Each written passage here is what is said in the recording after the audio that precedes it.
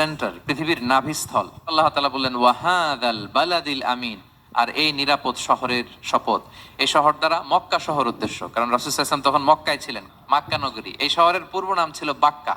এবং আল্লাহ তাআলা বলেছেন মান দাখালাহু কানা আমিনা, এখানে যে প্রবেশ করবে সে নিরাপদ। হেরেমের মধ্যে কিন্তু কাউকে আক্রমণ করা যায় না, কোনো খুনিও যদি ঢুকে যায় অ্যাটাক করা যাবে। তো জাহেলি যুগে এমনটা ঘটতো, কারোর সাথে কারো শত্রুতা হলে, ধরেন যে একজন তার বাবাকে হত্যা করেছে, তো সে তাকে পেয়েছে, ওই লোক বাঁচার জন্য দৌড়াতে দৌড়াতে হেরেমের ভিতরে ঢুকে যেত, কারণ সে জানে যে হেরেমে ঢুকলে সে আমাকে মারবে না। তো পরে সে যখন হেরেম থেকে বেরোতো আবার তার সাথে যুদ্ধ শুরু হতো। এবং এই শহরের এত মর্যাদার কারণ হচ্ছে সাইয়েদনা ইব্রাহিম আলাইহিস সালাম, তিনি আল্লাহর কাছে দোয়া করেছিলেন যে রব্বি জাআল হাযা বালাদান আমিনা, হে আল্লাহ আপনি এই শহরকে নিরাপদ করেন।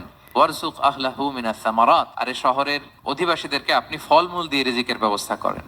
এখনো দেখবেন যে সারা পৃথিবীতে যেই ফল নাই মক্কাতে ওই ফল আছে, সারা পৃথিবী থেকে ফল ওখানে যায়। এবং মক্কার নেইবরিং সিটি তায়েফ, সেখানে অনেক ফল উৎপাদিত হয়, এখানে আসে। নিরাপদ শহর বালাদান আমিনা। এবং আল্লাহর হাবিব সাল্লাল্লাহু আলাইহি ওয়াসাল্লাম বলেছেন যে এই মক্কা শহর আমার সবচাইতে প্রিয় শহর।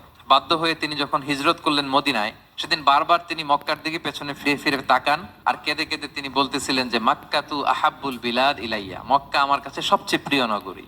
লাউলা উখরিজতু লামা খারাজতু, আমাকে যদি জোর করে বের করে দেয়া না হতো আমি কোনোদিন মক্কা ছেড়ে অন্য কোথাও যেতাম না। আল্লাহর হাবিব সাল্লাল্লাহু আলাইহি ওয়াসাল্লামের সবচেয়ে প্রিয় শহর ছিল মক্কা, এবং এটা আল্লাহর হাবিব সাল্লাল্লাহু আলাইহি ওয়াসাল্লামের জন্মস্থান।